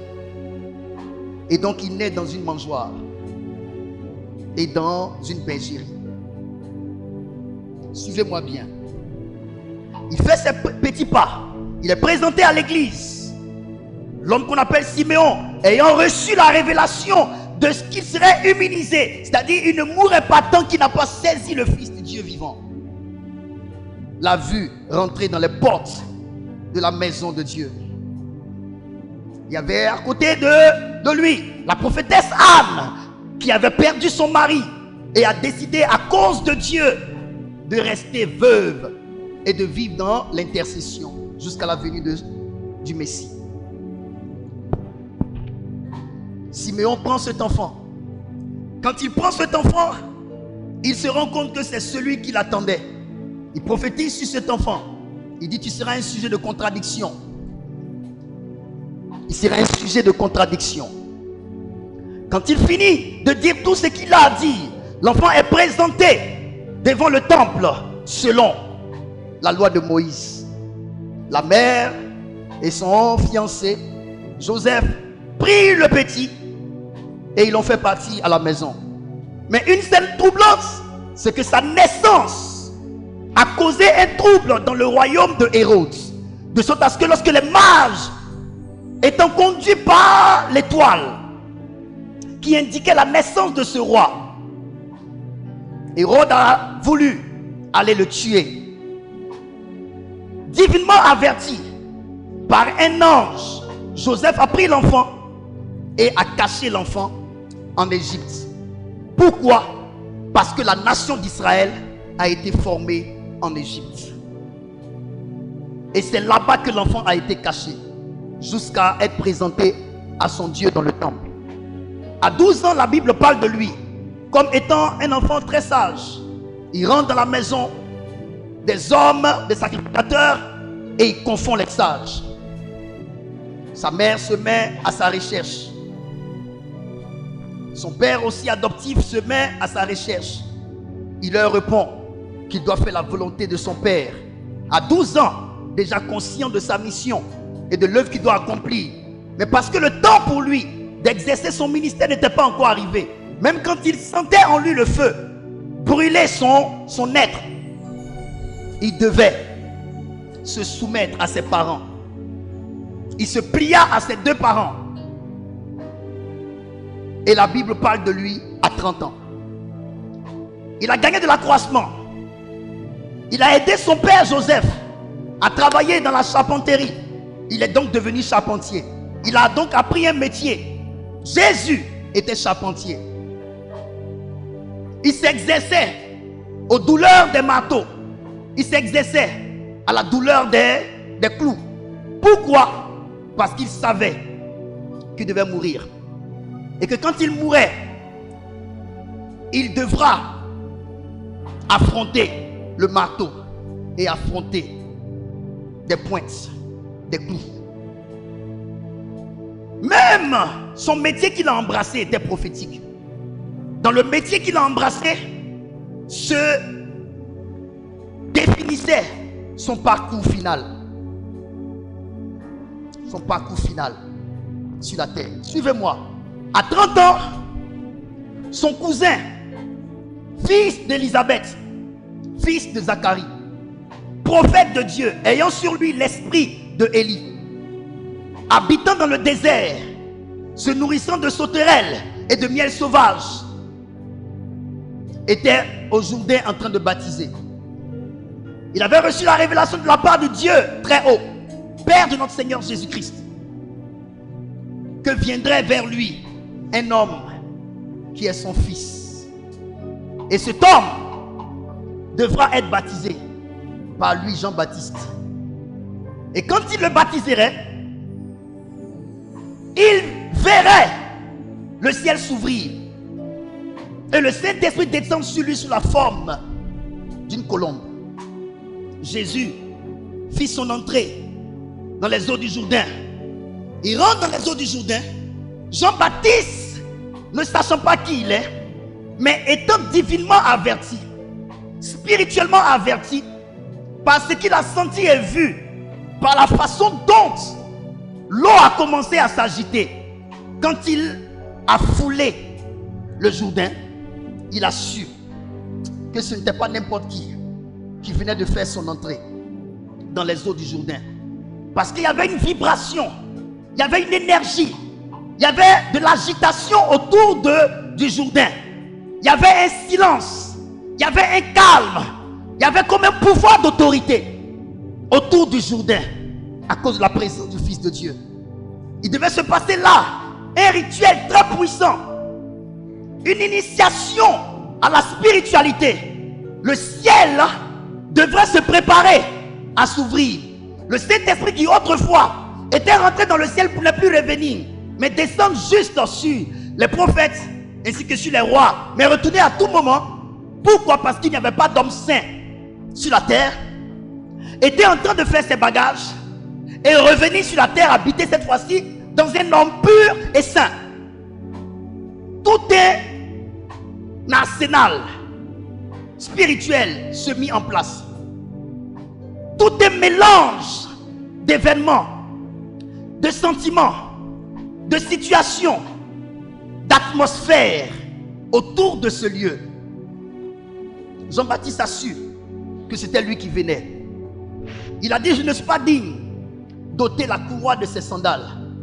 Pourquoi? Parce qu'il avait vu, il avait eu la preuve que ce n'était pas n'importe qui venait de faire son entrée dans les eaux du Jourdain. C'était le Fils de Dieu vivant. C'était le salut de l'humanité. Le monde des ténèbres était agité. Il y avait du bruit autour. Vous savez que Élie était le type de prophète qui avait la capacité d'entendre le bruit de la pluie sans qu'aucun homme n'entende ce bruit.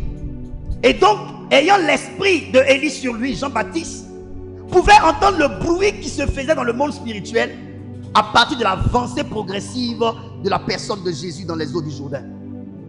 Il pouvait donc déceler que c'était un homme étrange qui venait de faire son entrée dans ce lieu. J'exerce mon ministère. Je ne suis pas digne d'ôter les couronnes de ses sandales. C'est toi qui dois me baptiser, lui dit-il. Jésus lui dit: laisse les Écritures s'accomplir. Il va céder et il va prendre Jésus et il va le baptiser. Il va le baptiser. Il n'a pas pris de l'eau pour mettre sur sa tête seulement. Il a pris tout son corps. Il a plongé dans l'eau et il est ressorti de l'eau. Quand il ressort de l'eau, quelque chose se passe. Le ciel s'ouvre. Une voix se fait entendre. Dieu dit: celui-ci est mon fils bien-aimé, en qui j'ai mis toute mon affection. Toute mon affection. Quand il sort de là, rempli du Saint-Esprit, l'Esprit de Dieu le conduisit dans le jardin, dans le Jourdain, du Jourdain plutôt dans le désert, pour être tenté par Satan et pour jeûner 40 jours. Suivez-moi. Il s'en va. Le diable tente. Il sort de là vainqueur. Il reçoit une décharge spirituelle. Les anges descendent et se mettent à son service. Il rentre dans les nations. Il prêche l'évangile. Les guérisons s'opèrent. Les miracles s'opèrent. Les vies sont restaurées. Et Luc, qui est un médecin et fils spirituel de l'apôtre Paul, nous dit que le Saint-Esprit,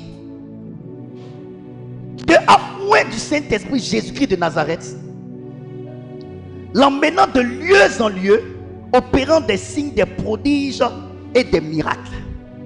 Ça veut dire, quand il a réussi l'épreuve contre Satan, il a été oint du Saint-Esprit. Et c'est le Saint-Esprit qui lui donnait d'aller ici et là, et qui opérait les prodiges et les miracles. N'est-ce pas? Suivez-moi. Suivez-moi. Pendant qu'il s'en va, rempli du Saint-Esprit, opérer des miracles, des prodiges et des signes, n'était-il pas accompagné? N'était-il pas suivi? La foule ne suivait-elle pas Jésus?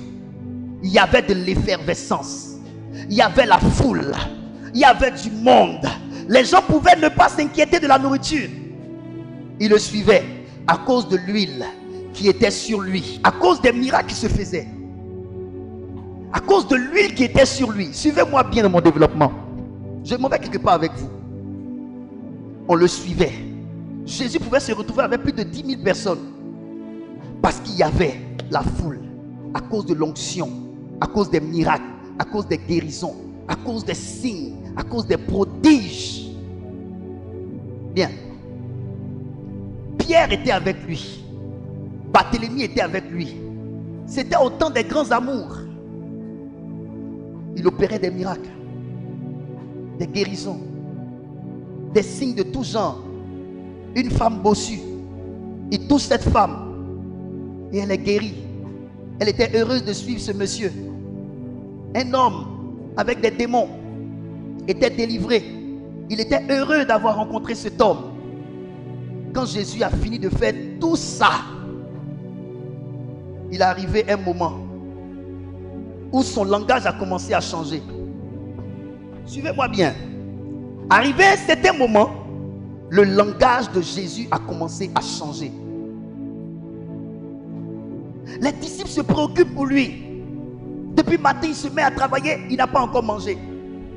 Maître, viens manger. Il a dit, ma nourriture est de faire la volonté de celui qui m'a envoyé. Où est-ce que tu dors? Le Fils de l'homme n'a pas un lieu où reposer sa tête. Il faut que je fasse tandis qu'il est jour les œuvres de mon Père, parce que bientôt il fera nuit et personne ne pourra travailler. Son langage commence à changer. Les gens se sont habitués à un Jésus constamment sur la terre, mais ils ne savaient pas que ce monsieur s'en va vers sa mission principale. Le langage de Jésus commença à changer. Écoutez-moi très très bien. Il y a des personnes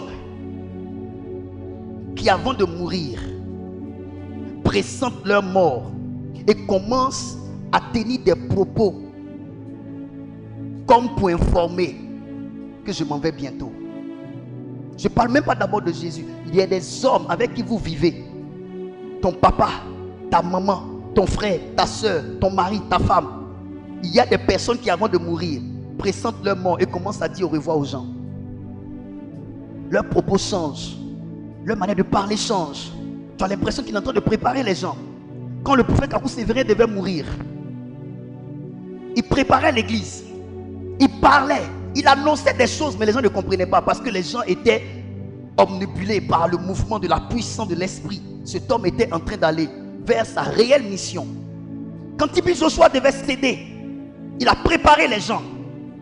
Il a dit, vous pensez que si Dieu me dit que je dois mourir, je vais venir m'arrêter ici pour vous dire que je meurs demain? Je vous parlerai en parabole. Cet homme parlait comme ça, les gens ne comprenaient pas. Pourquoi alors tu parles de ta mort? Ça a quoi à voir avec le message que tu prêches?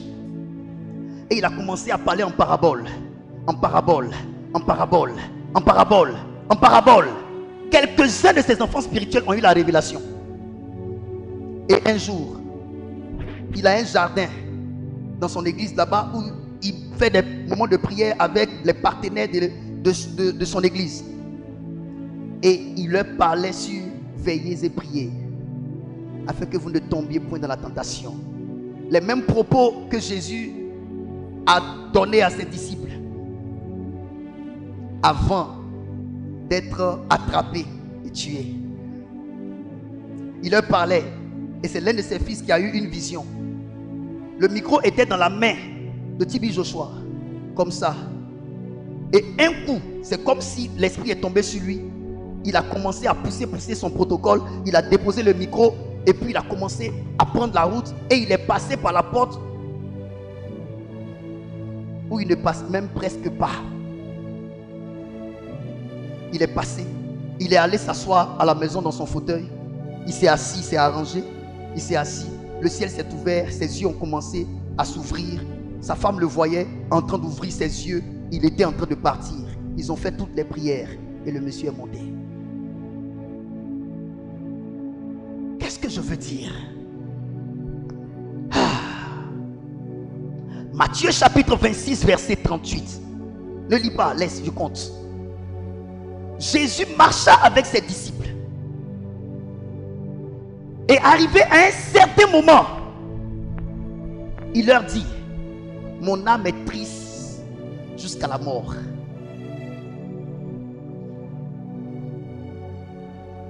Il dit, bientôt, je serai pour vous une occasion de chute. De tels propos. Il dit, il faut qu'on mange la Pâque. Et pendant qu'il mangeait la Pâque, il leur donnait information sur ce qui allait arriver. Pierre ne croyait pas. Il dit, même si tu dois mourir, je mourrai avec toi. Jésus dit, le coq n'aura même pas chanté que tu m'aies régné 3 fois. Suivez-moi bien. Qu'est-ce que l'homme de Dieu veut dire? La réelle mission de Jésus n'était pas de guérir les malades. C'était une mission secondaire. La réelle mission de Jésus n'était pas de ressusciter les morts. C'était une mission secondaire. Sa réelle mission, c'était le don de sa vie. Et vous savez, je vais vous donner une vérité. Le sacrifice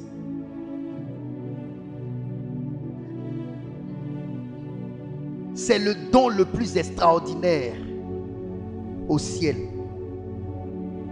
Quand vous opérez des miracles, vous guérissez des malades, vous faites des signes, des prodiges, les gens vous suivent.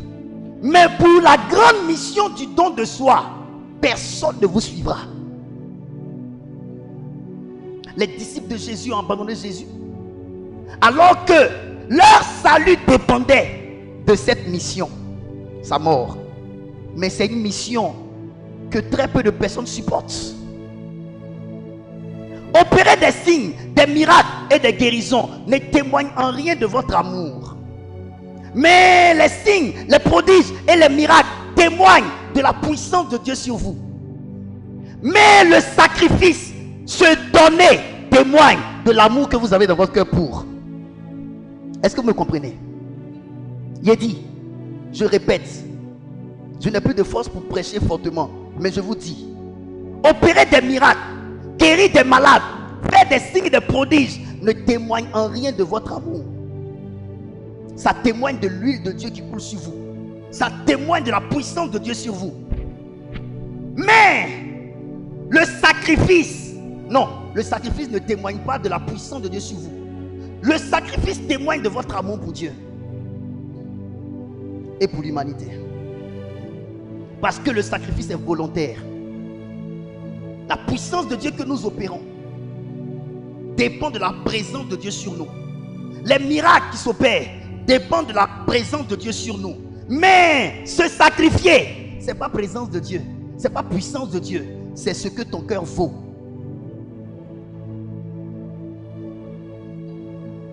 C'est ce que tu as dans ton cœur qui va te pousser à aller te donner. C'est pour cela, à ce moment précis, Jésus a dit, si tu peux éloigner de moi cette coupe, ça veut dire, c'était une question de sa volonté à lui.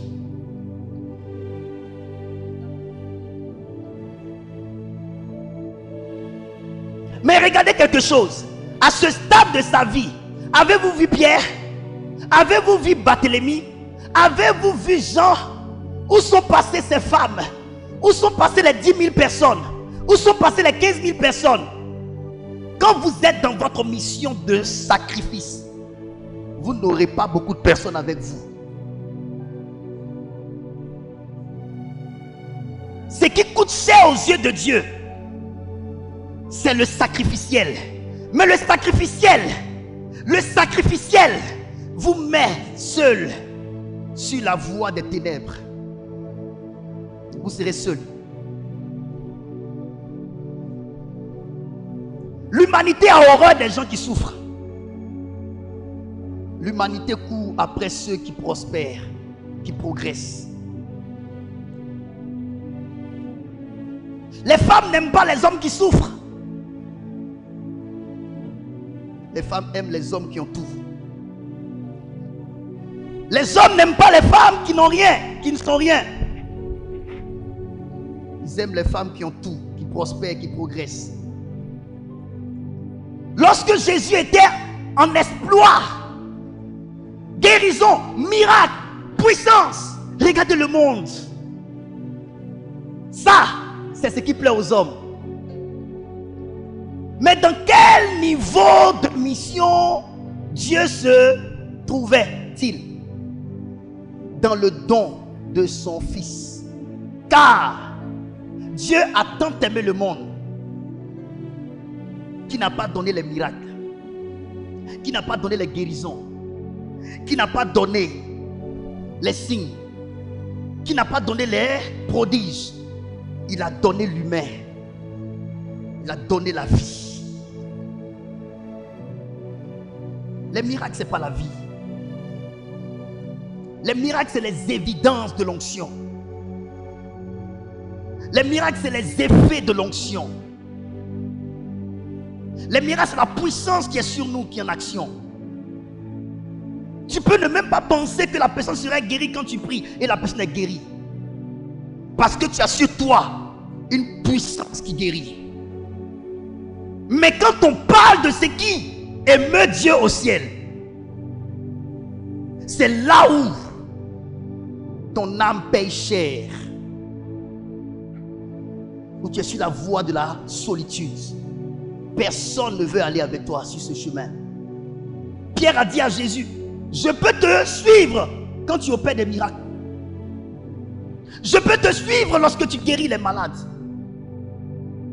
Je peux te suivre lorsque les autorités du pays te donnent rendez-vous et qu'on doit t'accompagner.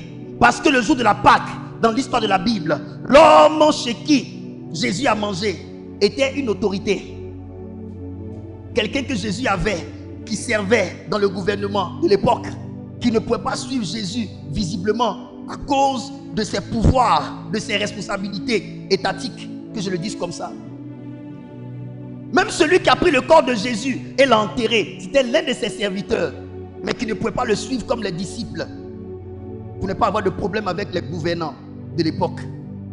Quand c'est pour aller chez ces gens, là je peux te suivre. Mais là où maintenant tu dois mourir, je ne peux pas te suivre. Mais dans tout ce que Jésus a vécu, quelle est la partie de sa mission qui a sauvé l'humanité? Est-ce que c'est les miracles? Est-ce que c'est les guérisons? Est-ce que c'est les résurrections? Non, mais c'est là où tu payes de ta vie. C'est là où on parle de sacrifice.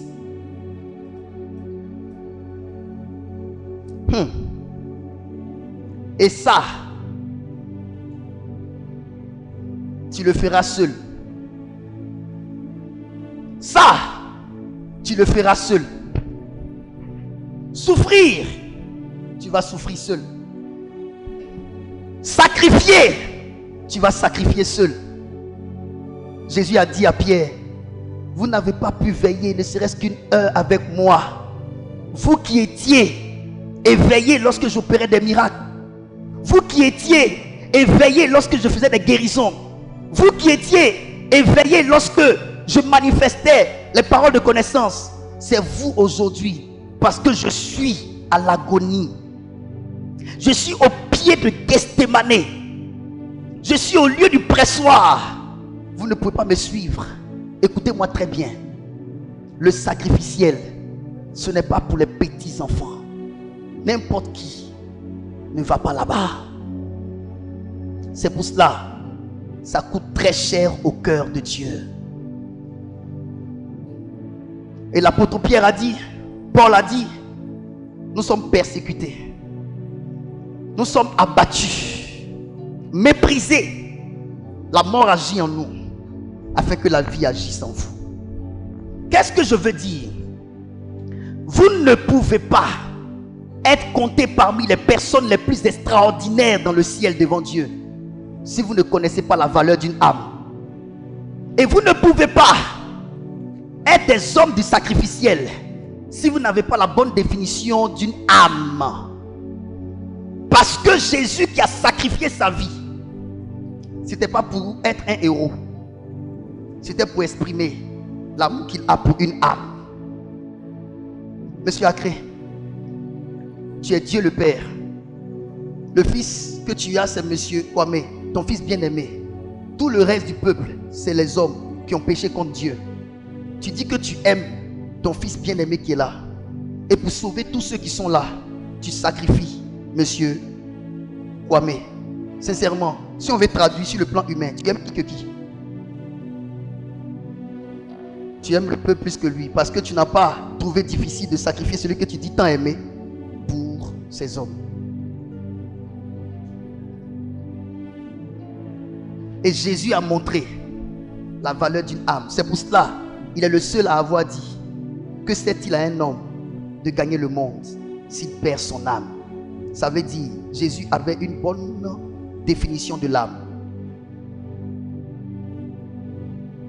Il a donné sa vie pour sauver les âmes, parce qu'il sait ce que l'âme vaut pour lui. Malheureusement, nous qui avons nos propres âmes, nous ne connaissons pas la valeur de nos âmes. Quelqu'un, connaissant la valeur de ton âme, a sacrifié son âme pour la sauver. Mais toi aujourd'hui, il te demande juste de porter ta croix. Tu n'es pas prêt. Même payer ton transport pour venir à l'église, pour le salut de ton âme, tu trouves ça difficile. Et c'est moi qui connais la valeur de ton âme. Je dépense ce que j'ai pour que tu sois là. Votre vie dépend de la mort des autres. Je meurs dans mes finances pour sauver certains parmi vous. Mais vous savez, tant que ce n'est pas vous qui sacrifiez, vous ne respectez pas. Jésus est mort. Mais ça sert à qui? Parce que ce n'est pas nous qui avons perdu notre vie pour sauver les autres. Le jour où tu sauras perdre ta vie pour autrui, tu comprendras la valeur de la vie humaine. Le sacrificiel, c'est la seule chose qui a du prix aux yeux de Dieu. Et Jésus a sacrifié. Et la Bible dit: tenez bon dans vos afflictions, car au-delà de toute mesure, ces afflictions constituent un poids éternel de gloire. Et le poids éternel de gloire que Jésus a reçu, c'est le nom au-dessus de tout nom que Père lui a donné. En ce que lorsque son nom est cité, tout genou fléchit.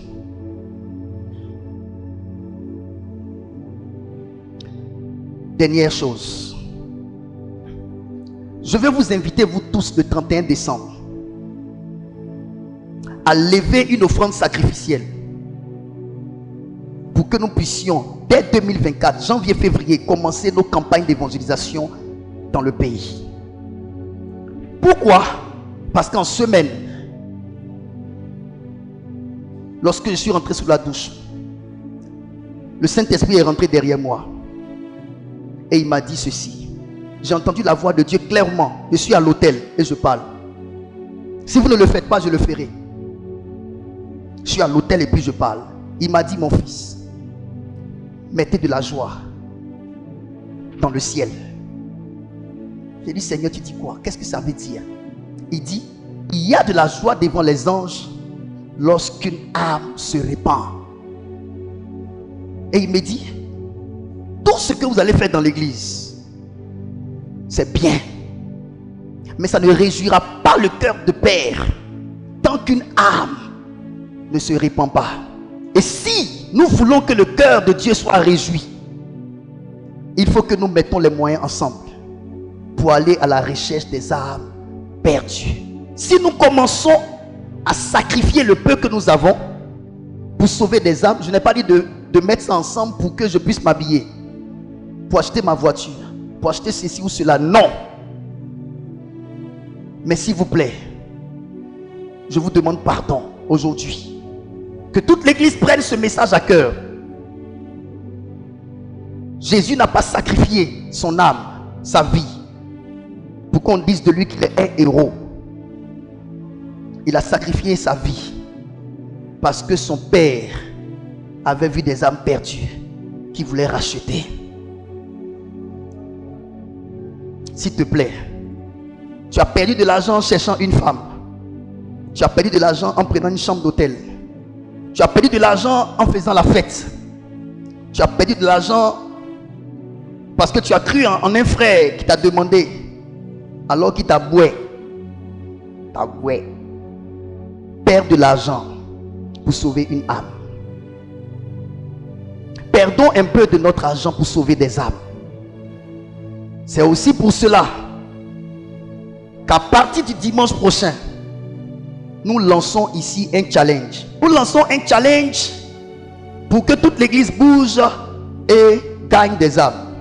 Le challenge va constituer à récompenser le 31 décembre les personnes qui auront invité plus de personnes qui seraient restées ici à l'église. On aura des prix. On aura un téléphone portable. On aura des faits-tours. On aura une enveloppe d'argent. Et on va récompenser quiconque aura gagné plus d'âmes et aura gardé plus de personnes ici à l'église.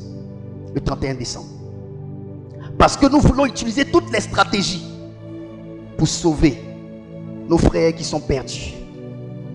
Nous devons utiliser tout ce que nous avons dans nos poches comme stratégie pour que les âmes soient sauvées. Le sacrificiel, c'est l'expression de l'amour de Dieu et l'amour du prochain. Quiconque aime, sacrifie. Quiconque n'aime pas, aménage ses forces et ses capacités financières. Que Dieu te bénisse.